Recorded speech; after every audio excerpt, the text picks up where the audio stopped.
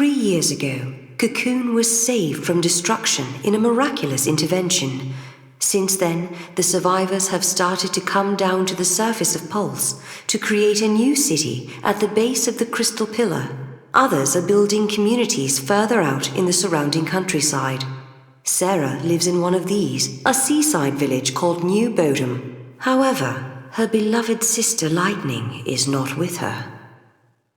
Time and memory, frozen in crystal. A young man called Noel appears in the village at the same time as a mysterious time gate. He claims to be from the future and to have met Lightning. He says she is still alive, somewhere beyond the gate. After much soul-searching, Sarah decides to trust Noel and follow him into the portal.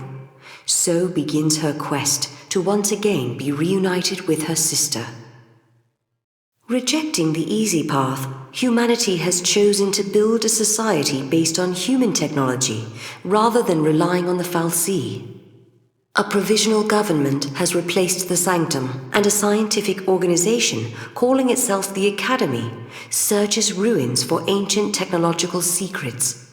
One such site is on the shores of Lake Brescia, where a giant war weapon has been unearthed.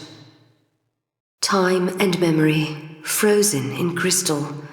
At the same time Noel and Sarah appear in the ruins, the invisible giant begins to run amok. Urged on by a young trainee called Alyssa, the pair manage to bring the giant's rampage to a halt.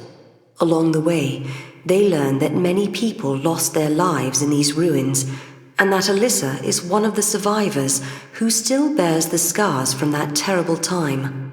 Sarah, rightly or wrongly, blames herself for the deaths, and she can only look on, racked in guilt, as Alyssa mourns at the grave of her friend. Human society continues to develop. Machines once run by the fal'Cie are now powered by human technology. Driving the progress is the Academy, which has grown to take a leading role in affairs of state. Under its young leader, the Academy is working to solve the paradoxes that warp the surrounding space-time. At the heart of the distortions is the Yashas Massif, its skies darkened by a perpetual eclipse. Time and memory, frozen in crystal. Sarah is reunited with Hope, now 10 years older. He introduces them to a new mystery, the Oracle Drive. Do the flickering images show Lightning in Valhalla? Sarah and Noel decide to travel through the gate to solve the paradoxes and make the prophecy clear. On the far side of the gate, will they find hope or despair? Erba, Grand Pulse, a land that bears the scars of ancient war, where flakes of crystal gather and shift like sand in the desert. The Academy has restricted access to this place because it is the homeland of the two heroines who turned to crystal and held Cocoon safe in the sky. It is a land that now, 200 years later, has been swallowed into a rift between time and space. Time and memory, frozen in crystal. After Noel and Sarah finally resolve the paradox, they have a surprising encounter. They meet Yule, a young girl bearing the name of an ancient seeress of legend, and Caius, a warrior charged with protecting her. Caius warns them not to change history, and the grave consequences if they do. Fearful of what they might have done to the past, Sarah and Noel return to Hope's time. At the summit of Yashas stands the ruins of the Farseer city Padra. This was the capital of a flourishing civilization storied in the annals of Grand Pulse. Here, the young Hope Estime is leading the Academy in an effort to learn more about the mysterious Oracle Drive. However, this world is not like the world of 10AF that Noel and Sarah had visited previously. Things have changed. Time and memory, frozen in crystal. Sarah and Noel return from Erba to find that by changing the future, they have also changed the past. Hope's memories are different, and the prophecy recorded on the Oracle Drive now shows a horrific scene. They see the end of the world as Caius causes Cocoon to plummet into Pulse. Sarah, Noel, and Hope strike a pact. they resolve to work together in their own timelines to avert the prophesied catastrophe. Even as upheavals transform the world of man, nature tirelessly weaves her tapestry. The sunlit waterscape survives amidst the decaying cities of Cocoon. This was once a protected wilderness zone, and even without the fal'Cie overseers, the landscape flourishes. Yet amidst the teeming growth, the seeds of destruction are being quietly sown. Time and memory, frozen in crystal. Sarah is reunited with her fiancé Snow. He is also traveling the timeline, fighting a lonely battle to save Cocoon. Hundreds of Flan have coalesced into a giant beast that is slowly eating away at the crystal pillar. Sarah and Noel set out through a gate to find the paradox that is causing the Flan to appear in Sunlith. They leave Snow behind, with grave warnings that he should not try to fight the beast alone. But will he listen? Time and memory, frozen in crystal. Sometimes reunions happen in the strangest places. Deep in the forest, Sarah finds her fiancé Snow battling a giant Flan, which is threatening to destroy the pillar that holds up Cocoon. Noel and Sarah drag Snow away from his suicidal battle. However, they know he will continue to fight to protect Fang and Vanille until they resolve the distortion and eradicate the threat.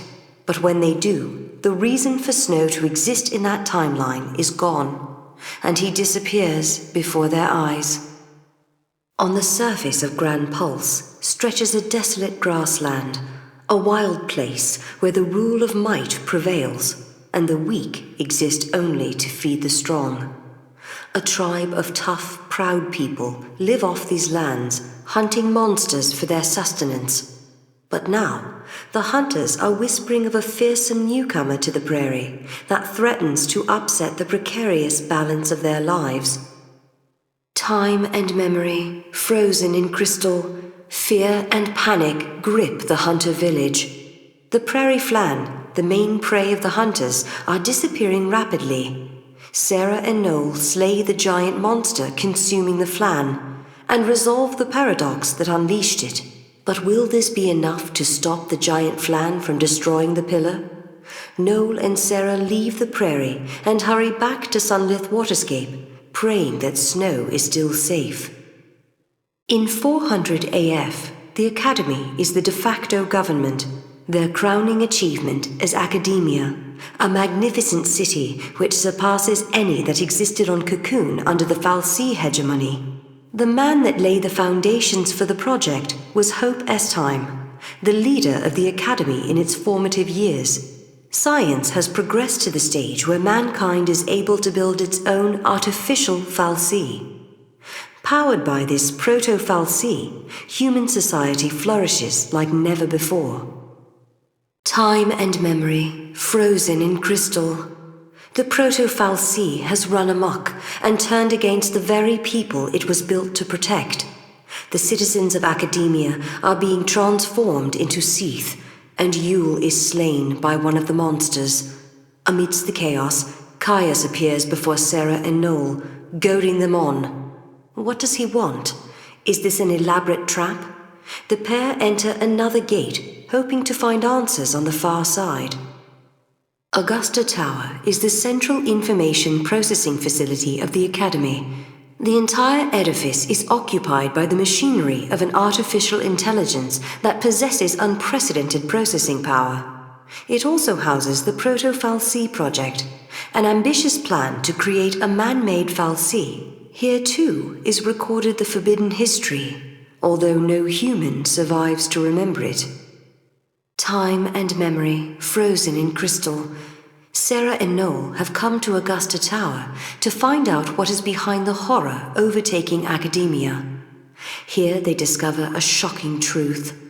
Hope was the one who built the artificial fal'Cie. But what caused it to run amok? Sarah and Noel encounter Caius, but a malfunction in the tower prevents them from following him. They must find a key elsewhere in the timeline. Time and memory, frozen in crystal. Sarah and Noel are trying to save the people of academia from the Seath apocalypse when they encounter Yule and learn a shocking truth. She is a seeress doomed to be reborn over and over, and Caius is her immortal guardian. They also learn that the artificial fal'Cie is behind the academia terror. To escape the trap it has laid for them, they must battle it in virtual space. But can it really be destroyed? Sarah and Noel have changed the future. The proto-fal'Cie that threatened academia is no more, and in the sky floats the 13th Ark. The people have built a society with their own hands, using technology of their own devising. However, the day when Cocoon is prophesied to fall is drawing closer. The Academy has put into motion an ambitious project to avert the catastrophe. Time and memory, frozen in crystal. The god that man built no longer exists, and academia's future has been reclaimed. Sarah and Noel return to find Hope and Alyssa waiting to thank them. Hope has initiated a new project to build an artificial cocoon, an ark to lift humanity to safety when the old cocoon falls. However, to levitate his grand project, Hope needs special ore clusters called graviton cores, and these clusters do not exist in the current age. Time and memory, frozen in crystal. Sarah and Noel are reunited with Hope, who has also traveled through time. Together, they have brought the artificial cocoon project one step closer to realization. It shall be an ark of salvation that will rescue mankind from the catastrophe of the future. With rekindled hope in their hearts, Sarah and Noel set out once again on their journey. But, at the last moment, they are betrayed. When they step through the gate, they fall into a terrible trap. Time and memory, frozen in crystal. Sarah finds herself alone at the edge of time, in a closed world with no way out. Here she encounters Yule, who tells her that when the goddess invoked the miracle that saved Sarah and her friends from the crystal, she also distorted history. Finally, Caius appears.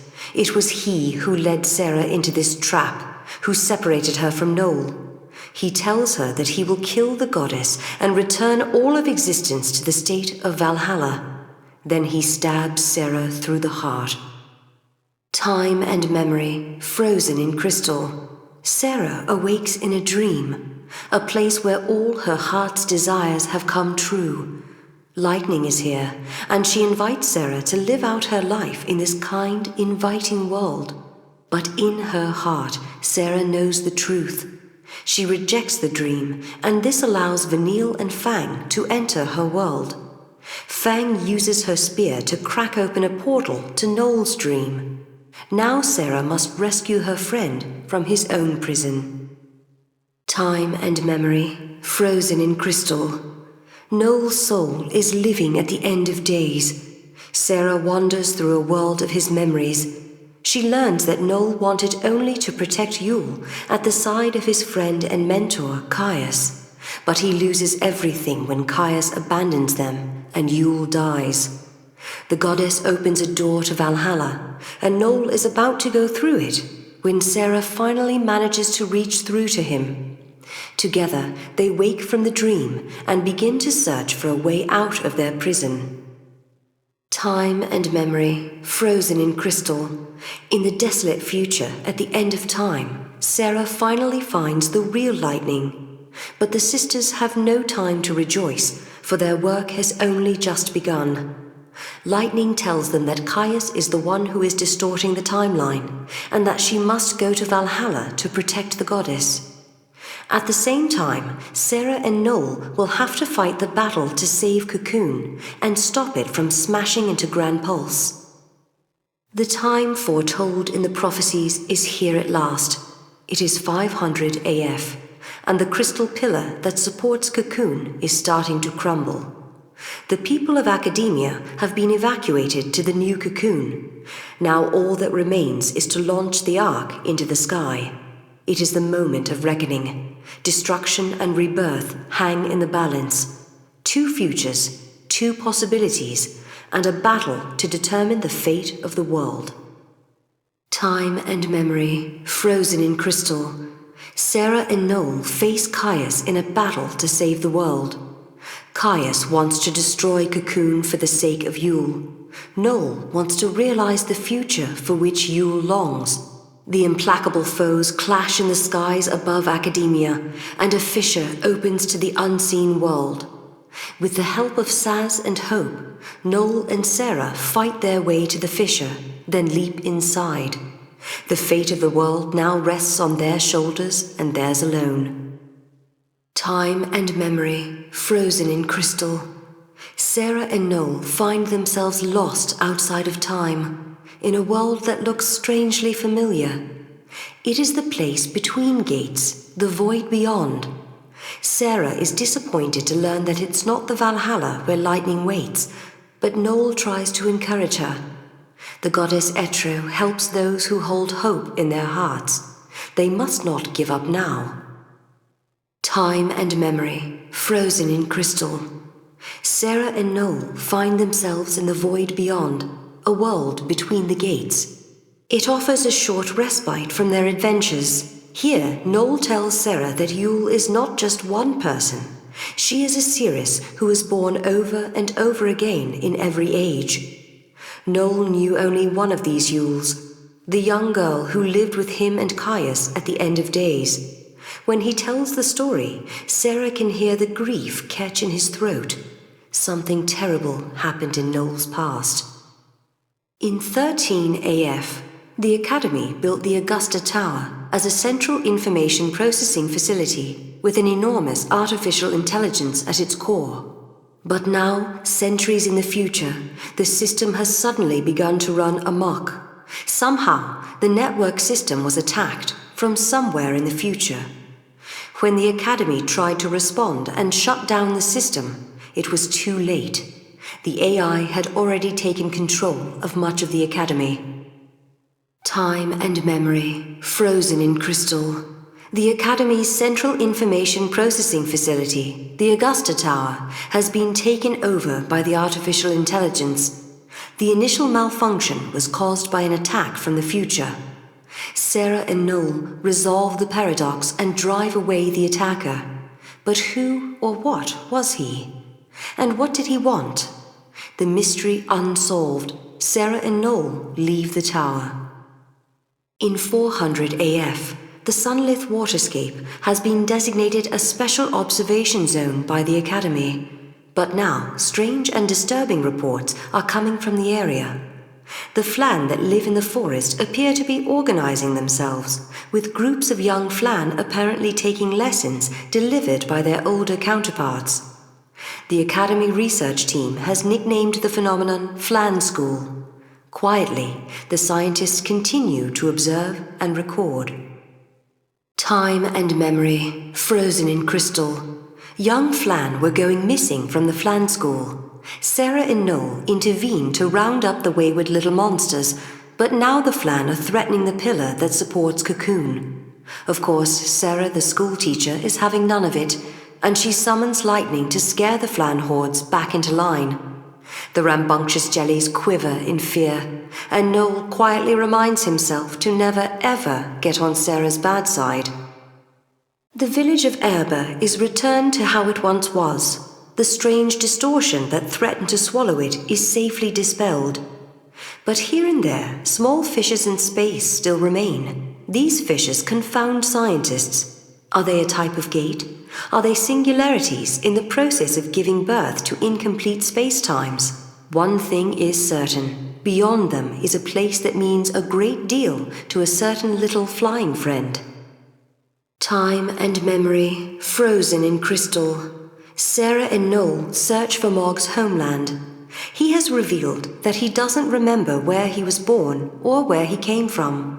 But a certain smell Mog recognizes from his youth lingers inside the time labyrinth. Maybe they can find a clue inside the maze. Mog is unusually somber and quiet as he chases down the faint tendrils of memory that tug at the edge of his mind. Erba is a dead place now. Not a living soul haunts its ruins, and all is covered in drifts of crystal sand. The town is once again distorted by paradoxes that emerge from fissures scarring the local space-time. When Mog sets eyes on the desolate scene, something stirs in the recesses of his memory. Time and memory, frozen in crystal. Sarah and Noel continue to wander the labyrinth in search of Mog's memories. On the edge of the ocean of time, they at last find his original home.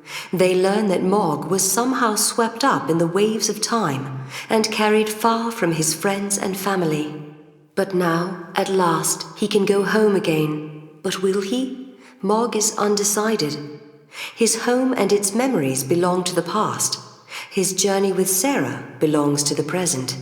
He knows where he belongs. The vile peaks, found in the lowlands of Cocoon, became the site of a substantial space-time distortion in the year 10 AF. The team the Academy sent to investigate this disturbance was known as the Blitz Squadron, an elite unit trained to deal with paradox-related incidents. For these veteran agents, it should have been just another routine mission. Time and memory, frozen in crystal. One such memory is the disappearance of the Blitz Squadron during their investigation of a space-time anomaly.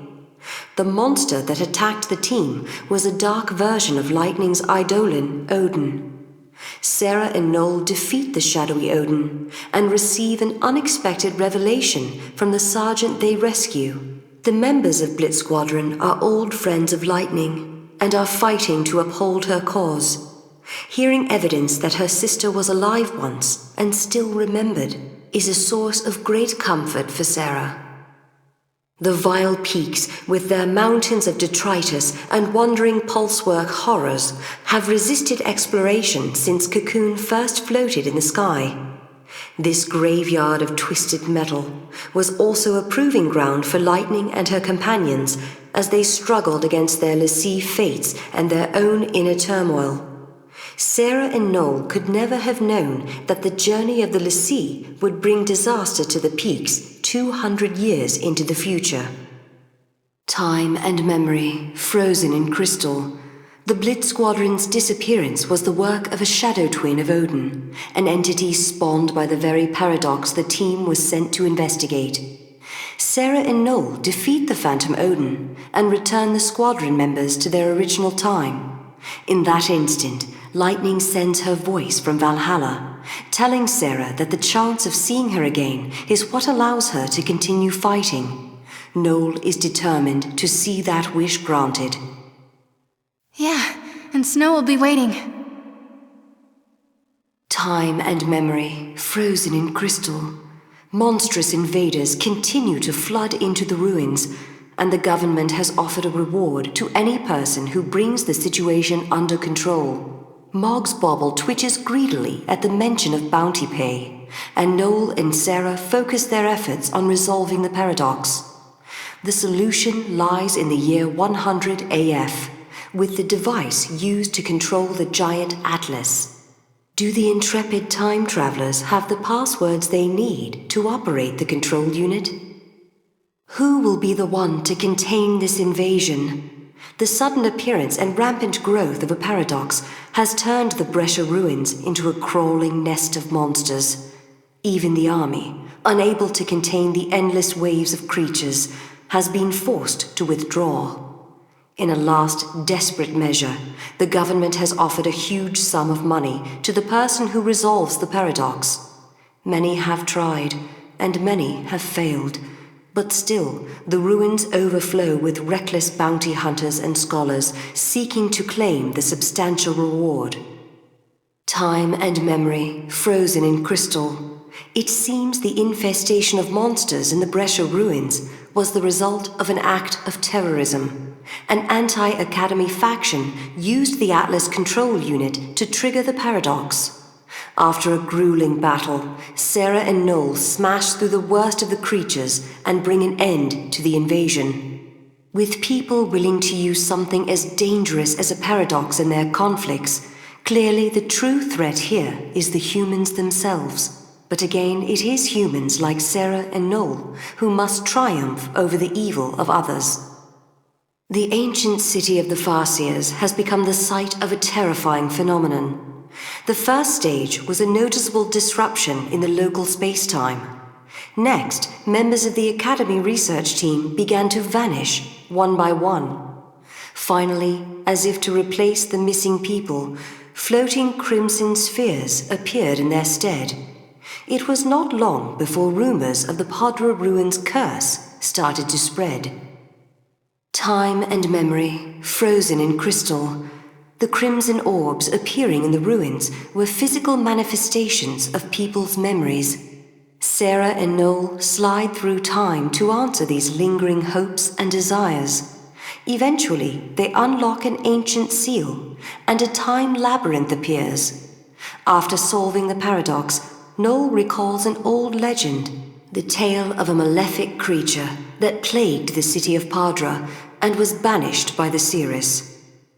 Years ago, a never-before-seen paradox effect haunted the Yashas Massif. The disappearances of numerous Academy staff members were followed by the discovery of strange floating orbs. Something terrible had happened, but no one knew what it might mean. A method to reverse the paradox was never found, and with the passing of the years, the crimson spheres simply became another part of the scenery. Time and memory, frozen in crystal. Through contact with one of the crimson orbs, Sarah and Noel experienced the memories of the ancient seeress, Padra Suyul. The seeress distorted time to seal away a malevolent spirit, but in doing so, triggered a paradox in the future. Yule's anguish at the suffering inflicted upon later generations permeates the sphere. The two time travelers release the seeress from her guilt by destroying the creature, and Noel hears her whispered gratitude. Time and memory, frozen in crystal. Sarah and Noel emerge from the gate at the entrance to an extravagant palace, but with the doors firmly locked and no sign of occupants, the two are forced to return the way they came. Minstrels of old sang of a secret place, a place that hid on the border between life and death, between oblivion and eternity. In that mythical niche could be found a palace of wondrous entertainment. It was a fantastical Neverland with a staff of surpassing beauty and a proprietor who was more than human.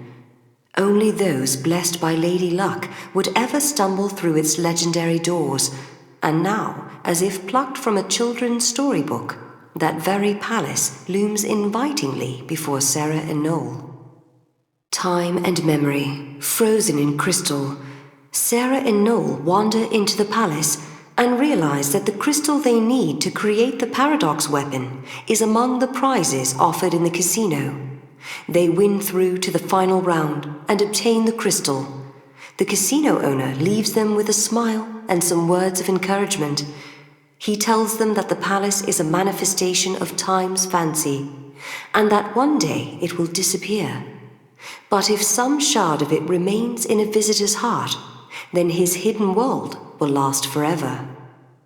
Time and memory, frozen in crystal. After stepping through the gate, Sarah and Noel find themselves in an expansive arena. As they gaze around in awe, a supernatural being appears before them and demands their immediate departure. Noel, however, strikes a deal with the being and is rewarded with a fragment. After telling them the place in which they stand is a field of battle, the intimidating figure fades out of sight. They return to the gate, and Noel is certain he can taste the tang of blood in the air. It was a world that belonged to the Flan, a Flan-controlled, Flan-friendly, and Flan-approved kingdom. Sarah and Noel once defeated a massive Flan, but the act triggered a paradoxical backlash and filled the breadth of Cocoon with gelatinous organisms. From among them rose the most powerful Flan to ever exist. The entire world quailed beneath its tyrannical pseudopod. Would all of Cocoon be devoured by this immense Flan potentate? Without first resolving the paradox, Sarah and Noel defeat the rampaging giant Atlas. In the ensuing confluence of energies, they are suddenly transported to an entirely different location. The two find themselves standing on a rolling plain that Sarah recognizes as the steps of Grand Pulse. A thudding boom resonates through the air. They have heard heavy footfalls like these before. All around them are gigantic soldiers, man-made weapons of destruction. The final war, spoken of in the prophecies, has begun. The proto-fal'C reconstructs itself over and over, reaching back from the future to manipulate reality. After an exhausting battle in a virtual arena, Sarah and Noel finally neutralize the seemingly invincible construct. The paradox is resolved, and the artificial space-time created by the AI appears to dissolve. But from amid the ensuing stillness, a cold gaze falls upon the victors. In the instant Caius was defeated, the effects rippled down the timeline. In the village of Erba, Sarah and Noel see that things are not as they were before. Twisted mockeries of humans sprawl lifeless among the buildings. The scars of war that should have long since faded appear fresh and raw. Is this the world of the past, or is it the reflection of someone's memory? Sarah hears a faint voice calling her and sets off to investigate. The goddess bestowed on Caius Ballad the heart of chaos. Only a guardian of the same tribe may ever hope to wrest that power from him. And so Caius waited. He waited for one who possessed the strength to defeat him. After many centuries, his patience was rewarded with the arrival of Noel, the last guardian to be born. Caius pinned all his hopes on this child. The immortal did not want Noel to simply succeed him. He wanted Noel to surpass him. Sarah's strength of will is greater than Caius imagined. Struck down by an unexpected counterattack, his physical form fades away into the chaos. History, however, is further twisted by this turn of events. It seems that Caius still had a role to play in correcting the timeline. All that is left now is a realm untethered to any point in time, a world slowly decaying into oblivion. Sarah is left to ponder her future in a new bodom that lies at the end of existence. Cocoon, a utopia in the sky. The populace live a life of ease under the protection of almost godlike beings known as the fal'C. The lower world, Pulse, over which Cocoon floats, is believed to be a land both hostile and uninhabitable. One day, on Cocoon, a dangerous Pulse fal'C is uncovered in the seaside settlement of Bodom. The governing body, known as the Sanctum, announces that all residents of the town are now contaminated. The purge is enacted, legislation that requires every citizen from the affected area to be forcibly relocated to Pulse. The purge has begun. A band of young rebels emerges to oppose the army and its attempt to exile innocent civilians to Pulse. Moving through the midst of the confusion is Lightning, a soldier who fights against the Sanctum's forces, along with Saz, a middle-aged man with his own purpose. She makes her way towards the structure where the Pulse fal'C was found. In that lower world vestige, her sister Sarah is being held prisoner. Others also converge on the same location. Snow, Sarah's fiancé, Hope, the teenager who watched his mother perish, and Vanille, a young girl of unknown origin. All those who would play a part in Cocoon's future are unknowingly drawn together. fal'C possess the power to transform humans into accursed l'C. Both Lightning and Snow have entered the vestige to rescue Sarah from just such a fate. As if guided by an unseen force, the would-be saviors arrive in the deepest part of the structure, along with Saz, Hope, and Vanille. There the five discover a bewildered Sarah, only to witness her transformation into crystal. Lightning, driven by rage at losing her sister, hurls herself at the Pulse fal'C. She is joined in the battle by a determined Saz, who has his own reasons for wanting the fal'C destroyed. The battle with the Pulse entity changes the destiny of the five new companions forever. They have become l'Cie, cursed servants of the fal'Cie. All l'Cie are given a focus. Those who complete this focus are turned into crystal. Those who fail, however, are doomed to become mindless monsters. Their master is an enemy of Cocoon. Are they now fated to destroy their own home? As the others sink into depression, only Snow retains a positive outlook. He believes that Sarah's last wish, for them to protect Cocoon, is their true focus. Snow stays behind to protect her crystal, while Lightning and the rest attempt to break through the army's rapidly closing net. Lightning and her companions, now enemies of the state, are pursued by Sanctum forces. The former soldier makes a decision. Rather than be hunted down, she vows to take the fight to Cocoon's capital and slay the fal'Cie in charge of the government. The young boy Hope, drawn by Lightning's strength, chooses to follow her. Saz and Vanille choose another route and flee through the Vile Peaks. Meanwhile, Snow is captured by an army unit under the guidance of a mysterious woman known as Fang. These soldiers are members of the cavalry, a group that professes to be an ally of l'Cie. As part of their journey towards the capital and the Sanctum fal'Cie, Lightning and Hope enter the Gabra Whitewood. The Whitewood serves as an experimental facility for the army, but patrols here are few and infrequent. As they walk, Hope explains his reasons for being there. At Snow's urging, Hope's mother joined the battle at the Hanging Edge and was killed in the fighting. The grief-stricken youth had then chased Snow into the vestige. Lightning tries to counsel the young man, but Hope's desire to exact revenge on Snow burns brighter than ever. With no place else to go, Saz and Vanille find themselves wandering the sunlit waterscape. Saz eventually spills his story to Vanille.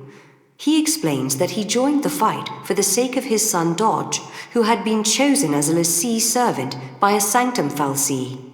Saz thought that if he could defeat an enemy of Cocoon, he might release his son from his focus.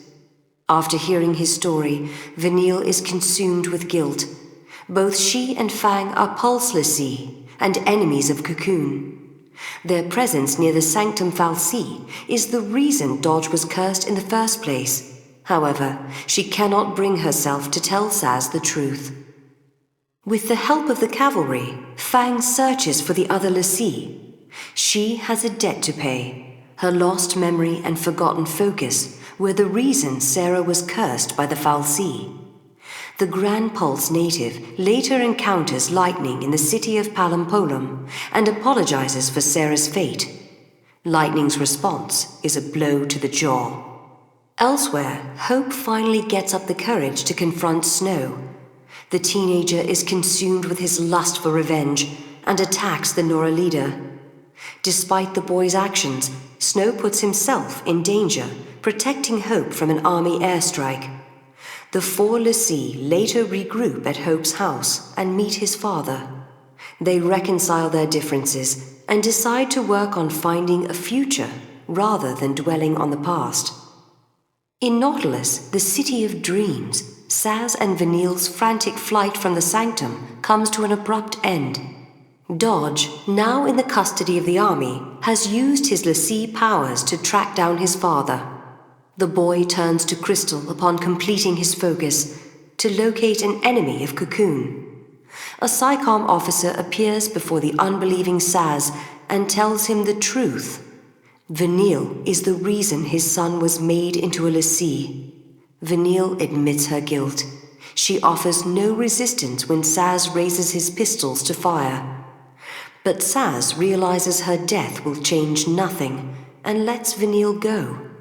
Such mercy is all he has left to give. Lightning joins Snow, Hope, and Fang in an assault on the Sanctum flagship. The cavalry has lent them its aid in rescuing the captured Saz and Vanille. After a long search, Fang is finally reunited with Vanille.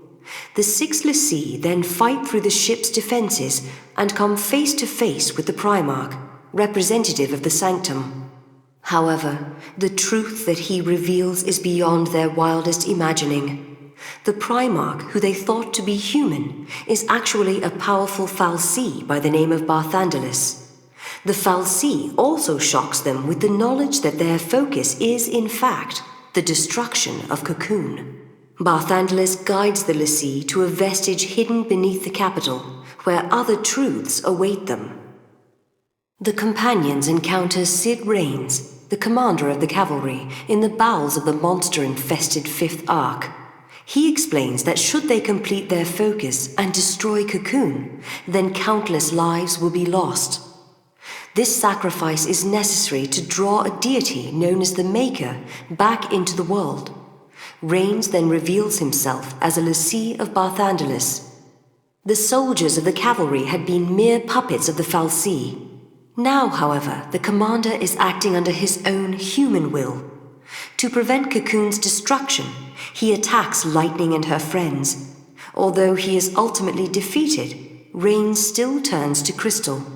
He shows them how the fate of a l'Cie can be overcome. The 6 l'Cie have crashed on Gran Pulse, the terrifying lower world that the people of Cocoon speak of in whispers. Seeking for a way to overcome their cruel fate, the companions travel to Erba, Fang and Vanille's hometown.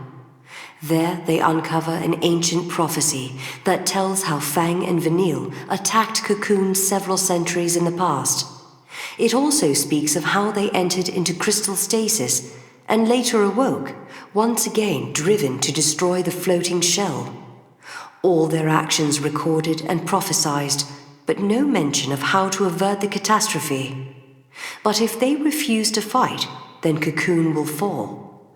Readying themselves for the conflict to come, the l'Cie head for Cocoon's capital once more. Chaos rules in the capital city of Eden. Raines, though he wishes for the independence of mankind, is a helpless tool of the fal'Cie, and the soldiers of the cavalry who trusted him have now risen in revolt.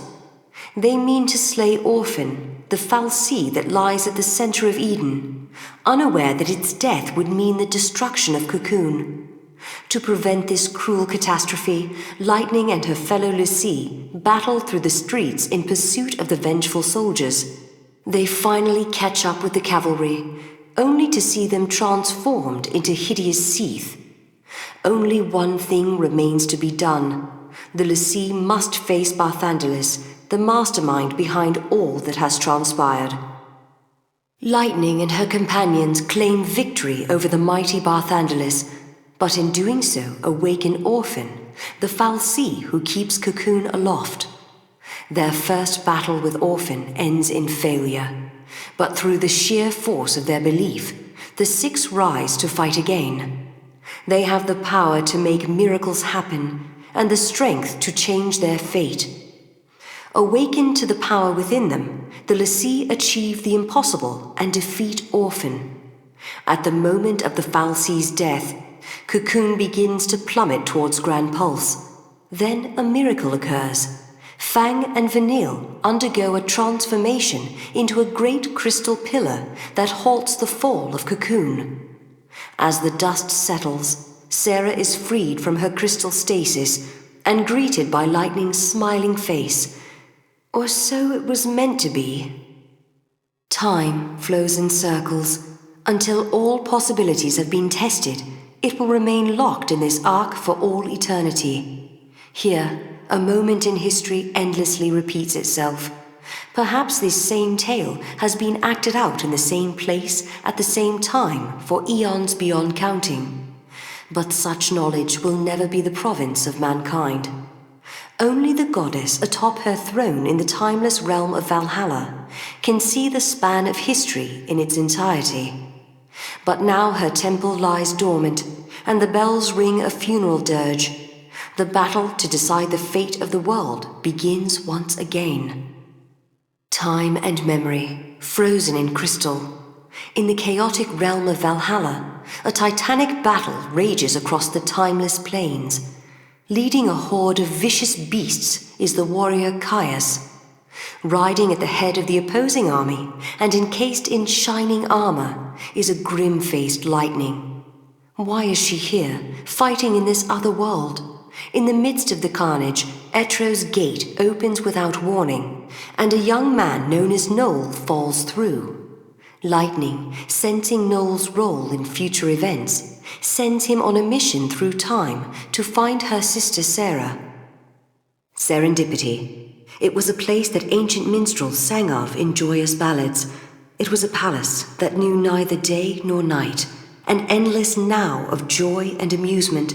It was said that only souls who had perished in an unfortunate manner were granted entrance to its halls, to be allowed a brief flash of happiness before fading into their final rest.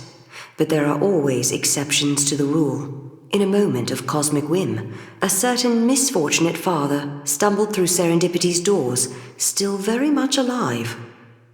Time and memory, frozen in crystal. In a battle that almost cost him his life, Saz wins back his son. But the foundations of the world are shaken, and the timeline begins to twist and warp. He can feel it in his gut. No matter how bad your chances, there are some fights you can't run away from.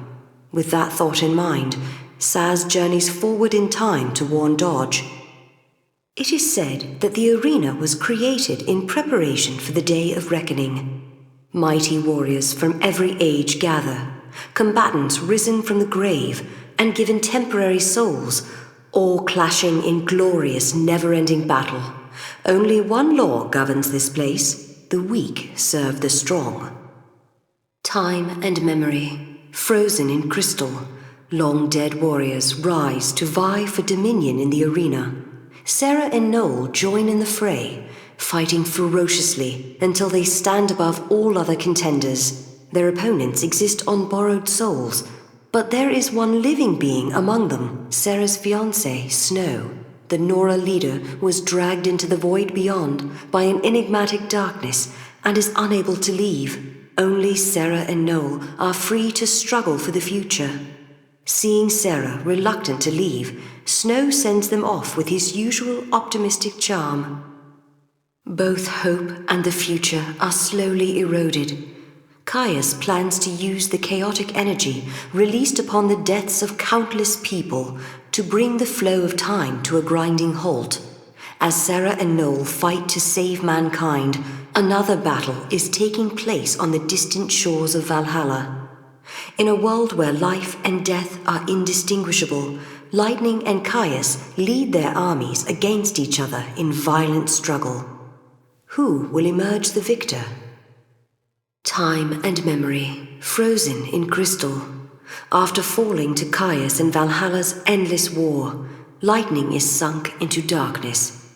She is racked with despair as the maelstrom of chaos bears her away.